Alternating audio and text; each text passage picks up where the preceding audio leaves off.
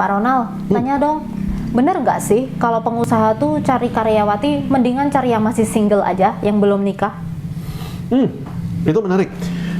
Karena gini, kenapa lebih bagus cari yang single, cari yang belum nikah? Karena biasanya bisa disuruh tempur kemana-mana, misalnya bisa diutus untuk pergi ke Aceh, untuk pergi kemana-mana, bisa disuruh kerja sampai tengah malam gitu ya, itu memang seperti itu. Tapi buat saya sendiri tergantung juga sama pekerjaannya. Kalau emang pekerjaannya menuntut yang untuk tempur seperti itu, maka boleh dicari yang memang masih single. Tapi sebenarnya boleh nggak yang sudah nikah? Boleh kalau memang dia juga sudah komit, dia sudah tahu bahwa ini pekerjaannya harus keluar kota, ini bisa pulangnya memang jarang-jarang. Kita juga harus fair dong.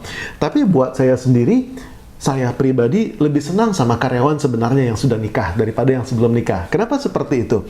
Karena karyawan itu yang paling capek itu salah satunya adalah ketika misalnya dia belum nikah nih ya, apalagi wanita gitu ya, dia belum nikah, lalu tiba-tiba, Pak saya harus nikah Pak, saya resign Pak karena nggak dikasih suami untuk kerja, aduh gitu ya, dan akhirnya saya harus ngelatih lagi, harus start lagi dari awal.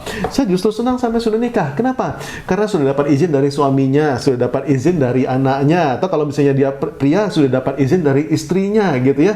Dia sudah tahu beban kerjanya dan dia sudah siap. Dan biasanya nih yang sudah nikah itu dia juga lebih matang, dia lebih sabar, dia sudah punya anak.